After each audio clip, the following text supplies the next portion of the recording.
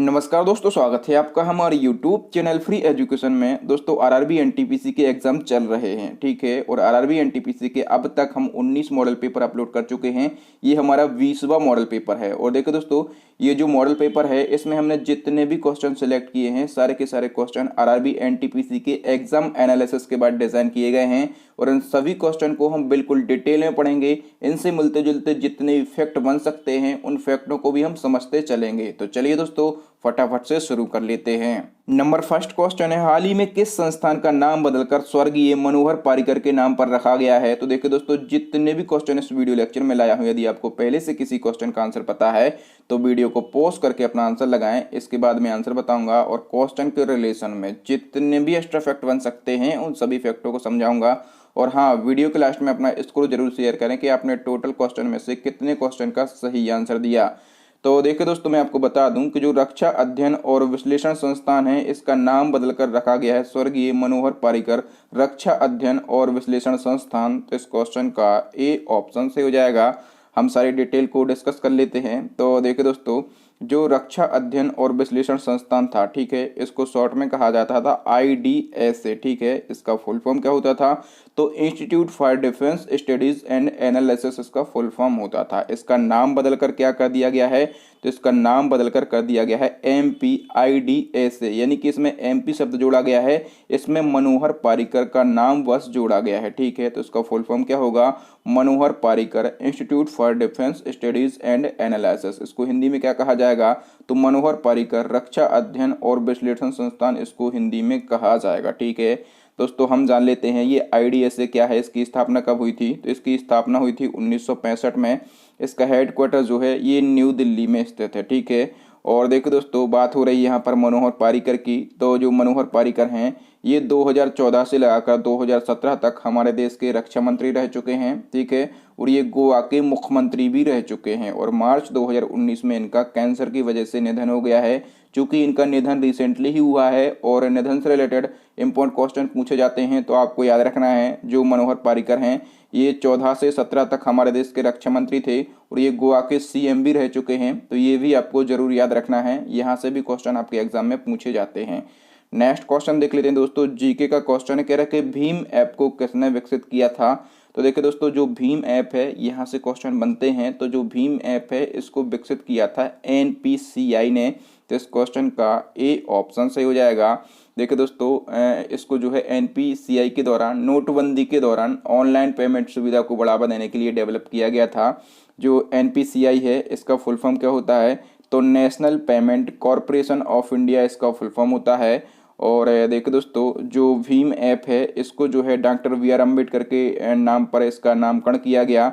और इसका full form क्या होता है? तो भारत इंटरफेस फॉर मनी इसका फुल फॉर्म होता है। इसको कब लॉन्च किया गया था? तो 30 दिसंबर 2016 को इसको लॉन्च किया गया था।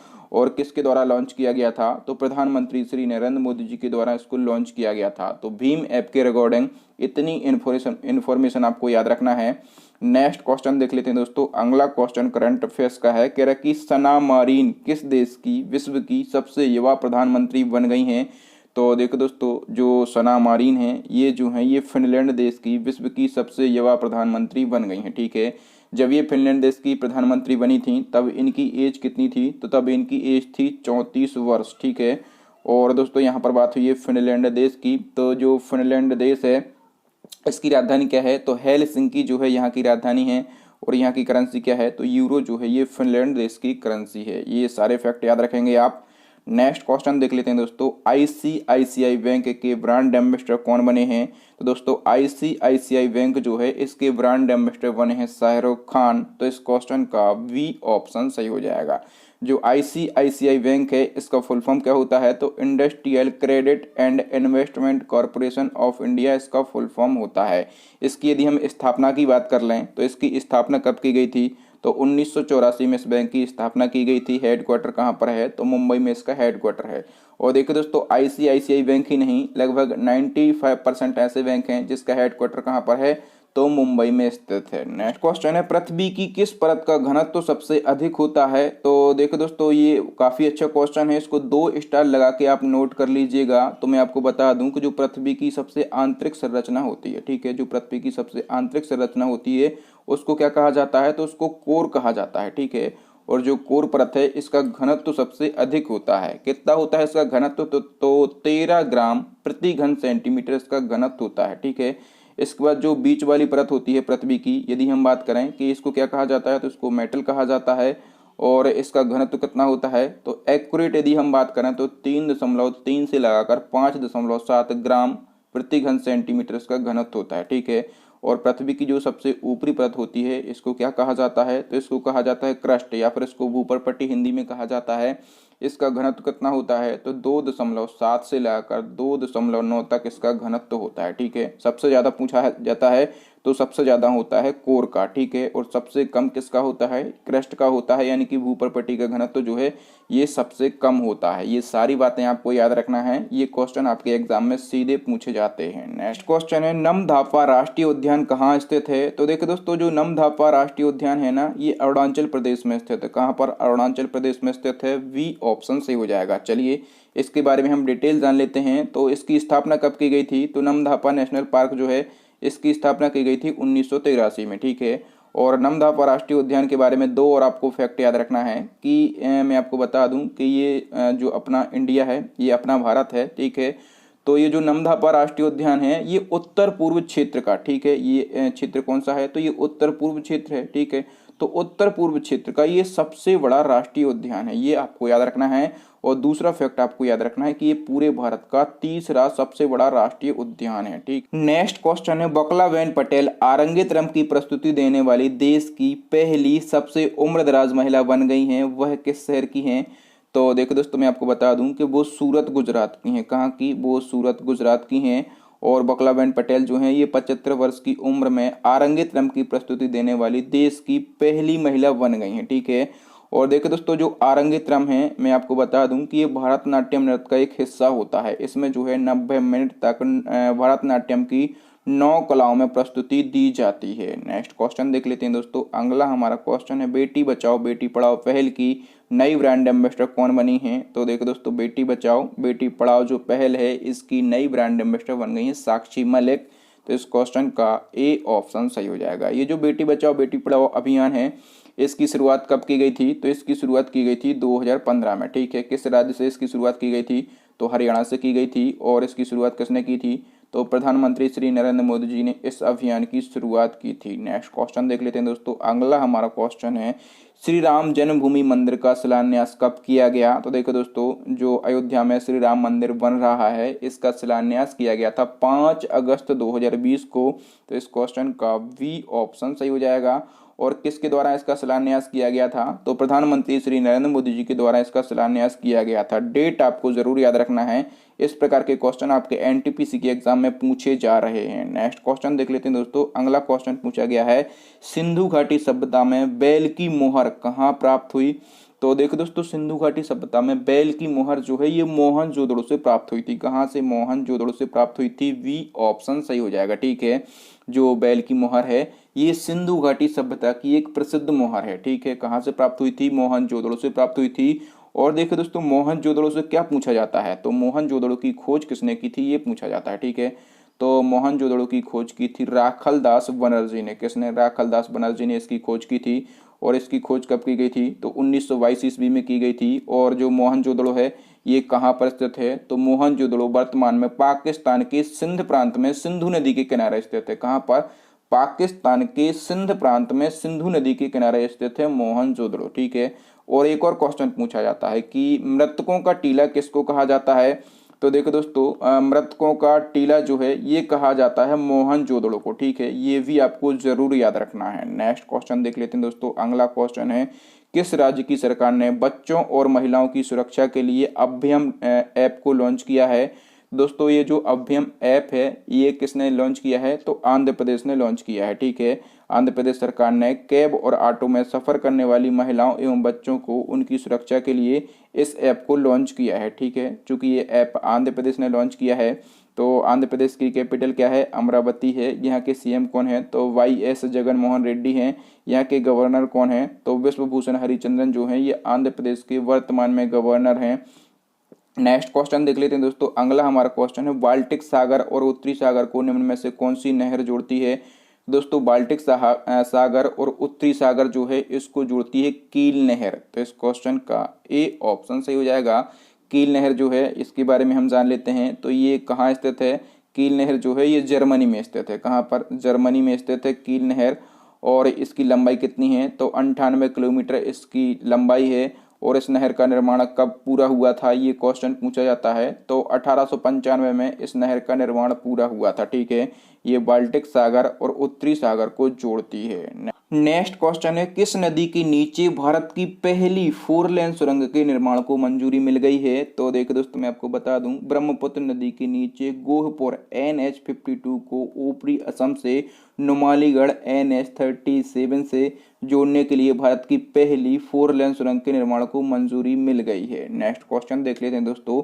अगला हमारा क्वेश्चन है, महात्मा गांधी एंड हिज धम्म नामक पुस्तक के लेखक कौन है। एनटीपीसी के एग्जाम में एक क्वेश्चन पुस्तक से रिलेटेड पूछा ही जा रहा है। तो महात्मा गांधी एंड हिज धम्म नामक बुक जो है ये लिखी है मार्क सेफर्ट ने। तो इस क्वेश्चन का वी ऑप्शन से हो जाएगा।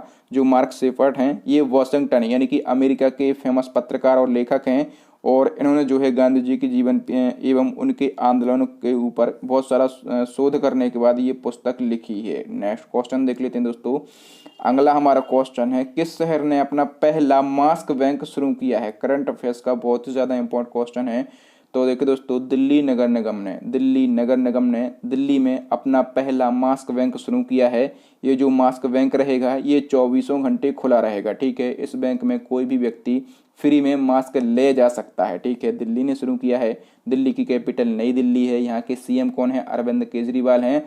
और यहाँ के डिप्टी गवर्नर कौन है, तो अनिल बैजल। ठीक है, याद रखना है आपको, यहाँ के जो डिप्टी गवर्नर हैं उनका नाम क्या है, तो अनिल बैजल उनका नाम है। ठीक है, एनटीपीसी के एग्जाम की हर शिफ्ट में सीएम, गवर्नर या फिर कैपिटल एक क्वेश्चन पूछा ही जा रहा है। याद रख लेना, जितने भी स्टेट हैं सभी के सीएम, कैपिटल और गवर्नर आपको याद रखना है। दिल्ली चूंकि हमारा केंद्र शासित प्रदेश है तो यहाँ पर गवर्नर नहीं होते। यहाँ पर कौन होते हैं, तो यहाँ पर होते हैं डिप्टी गवर्नर। तो अनिल बैजल जो हैं ये दिल्ली के डिप्टी गवर्नर हैं। नेक्स्ट क्वेश्चन देख लेते हैं दोस्तों। अगला हमारा क्वेश्चन है, कोयले से बिजली उत्पादन करने वाला पहला अरब देश कौन सा बन गया है। तो दोस्तों कोयले से बिजली का उत्पादन करने वाला पहला अरब देश बन गया है यूएई। तो इस क्वेश्चन का वी ऑप्शन सही हो जाएगा। देखिए दोस्तों, जो यूएई है इसका फुल फॉर्म क्या होता है, तो यूनाइटेड अरब अमीरात इसका फुल फॉर्म होता है। हिंदी में इसको कहा जाता है संयुक्त अरब अमीरात। ठीक है, और देखिए दोस्तों जो यूएई है ये एशिया महाद्वीप में स्थित है। यहाँ की राजधानी क्या है, तो आबू धाबी है। यहाँ की करेंसी क्या है, तो यूएई दिरहम यहाँ की करेंसी है। और राष्ट्रपति कौन है, तो शेख खलीफा बिन जायद अल नाहयान यहाँ के राष्ट्रपति हैं। ठीक है, इनकी नियुक्ति जो है हाल ही में की गई है। तो ये स्पेशली आपको याद रखना है। नेक्स्ट क्वेश्चन देख लेते हैं दोस्तों। अगला हमारा क्वेश्चन है जीके का, कह रहा है कि 16 महाजनपदों का प्रमाणित उल्लेख किस निकाय में मिलता है।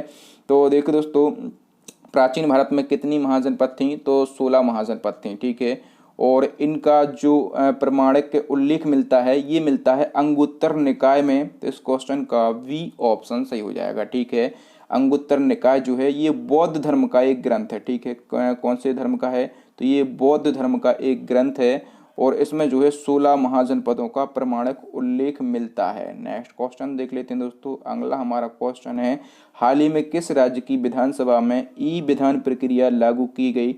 तो देखो दोस्तों, अरुणाचल प्रदेश की जो विधानसभा है यहाँ पर ई विधान प्रक्रिया लागू की गई है। तो इस क्वेश्चन का सी ऑप्शन से हो जाएगा। इस प्रक्रिया के तहत अरुणाचल प्रदेश की विधानसभा अब पेपरलेस हो जाएगी। ठीक है, सारा काम कंप्यूटर, लैपटॉप और मोबाइल के माध्यम से किया जाएगा। नेक्स्ट क्वेश्चन देख लेते हैं दोस्तों। अगला हमारा क्वेश्चन है, मसाला और तेल बीज विनिमय इसको क्या कहा जाता है, तो spice and oil seed exchange कहा जाता है। ये किस स्थान पर स्थित है, तो देखो दोस्तों ये जो है ये सांगली जिला महाराष्ट्र में स्थित है। वी ऑप्शन सही हो जाएगा। ठीक है, और ये जो स्थान है सांगली ये मसालों के उत्पादन के लिए बहुत ही ज़्यादा फेमस है। और एक और फैक्ट आपको याद रखना है कि जो सांगली है इसको महाराष्ट्र की हल्दी नगरी कहा जाता है, ठीक है। सांगली को जो है महाराष्ट्र की हल्दी नगरी के नाम से जाना जाता है, ये भी आपको जरूर याद रखना है। नेक्स्ट क्वेश्चन देख लेते हैं दोस्तों, काफी अच्छा क्वेश्चन है। भारतीय बाजार का वॉच डॉग किसको कहा जाता है? दोस्तों भारतीय बाजार का वॉच डॉग कहा जाता है सेबी को। तो इस क्वेश्चन का बी ऑप्शन सही हो जाएगा, ठीक है।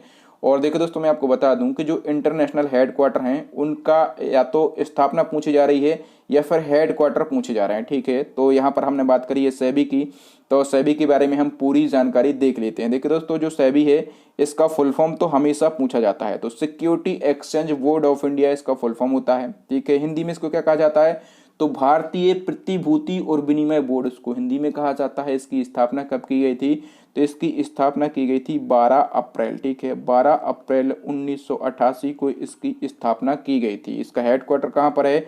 तो मुंबई में इसका हेडक्वार्टर स्थित है, ठीक है। देखिए दोस्तों, इसकी स्थापना के रिगार्डिंग कुछ कंफ्यूजन बनते हैं, तो मैं आपको बता दूं कि इसकी स्थापना तो की गई थी 12 अप्रैल 1988 को, ठीक है, लेकिन गैर संवैधानिक निकाय के रूप में इसकी स्थापना की गई थी फिर 30 जनवरी 1992 को, ठीक है। एक और डेट आपको याद रखना है यहाँ से, 30 जनवरी 1992 को संसद के एक अध्यादेश के माध्यम से सेबी को जो है संवैधानिक दर्जा मिला था, ठीक है। और जो सेबी है इसके कार्य क्या होते हैं? तो शेयर बाजार में जो निवेशक होते हैं, ठीक है, तो निवेशकों के हितों की रक्षा करना और शेयर जो मार्केट होता है उसके रूल्स एंड रेगुलेशन डिफाइन करना, उन पर कंट्रोल करना, ये सेबी का प्रमुख कार्य होता है। नेक्स्ट क्वेश्चन देख लेते हैं दोस्तों। अगला हमारा क्वेश्चन है, इनमें से किस ट्रेन का नाम बदलकर वंदे भारत एक्सप्रेस रखा गया? तो दोस्तों वंदे भारत एक्सप्रेस जो है ये नाम रखा गया है ट्रेन 18 का। तो इस क्वेश्चन का वी ऑप्शन सही हो जाएगा। अगला क्वेश्चन देख लेते हैं दोस्तों। नेक्स्ट क्वेश्चन में पूछा गया है, निम्न में से किस भारतीय ने तीनों गोलमेज सम्मेलनों में भाग लिया था? तो देखो दोस्तों, तीनों गोलमेज सम्मेलनों में भाग लिया था डॉक्टर साहब बी.आर. अम्बेडकर ने। तो इस क्वेश्चन का ए ऑप्शन सही हो जाएगा। यहाँ से कुछ और फैक्ट पूछे जाते हैं। पूछा जाता है कि गांधी जी ने कौन से सम्मेलन में भाग लिया था? तो जो गांधी जी हैं इन्होंने केवल दूसरे गोलमेज सम्मेलन में भाग लिया था, ठीक है। और क्या पूछा जाता है? तो देखिए दोस्तों, गांधी जी से एक और क्वेश्चन पूछा जाता है, पूछा जाता नहीं है, अभी एनटीपीसी के एग्जाम में पूछा गया था। ये पूछा गया था कि गांधी जी ने कांग्रेस के किस अधिवेशन में हिस्सा लिया था, ठीक है। केवल एक ऐसा अधिवेशन था 1924 में हुआ था, ठीक है। कब हुआ था? 1924 में हुआ था, बेलग्राम अधिवेशन, ठीक है। बेलग्राम अधिवेशन हुआ था 1924 में, और केवल इसी अधिवेशन में जो है गांधी जी ने हिस्सा लिया था। ये आपको जरूर याद रखना है, ये एनटीपीसी के एग्जाम में पूछा गया था। अधिवेशन था बेलग्राम का, हुआ था 1924 में, और यदि नंबर पूछा जाए तो 39वें नंबर का ये अधिवेशन था कांग्रेस का। नेक्स्ट क्वेश्चन देख लेते हैं दोस्तों। अगला हमारा क्वेश्चन, हाल ही में कोरोना वायरस पर लिखी गई पुस्तक हाउ कंटेजन वर्क के लेखक कौन है?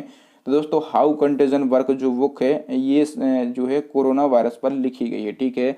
और इस बुक के राइटर कौन है? तो पालो गियोडानो जो है इस बुक के राइटर हैं। बी ऑप्शन सही हो जाएगा।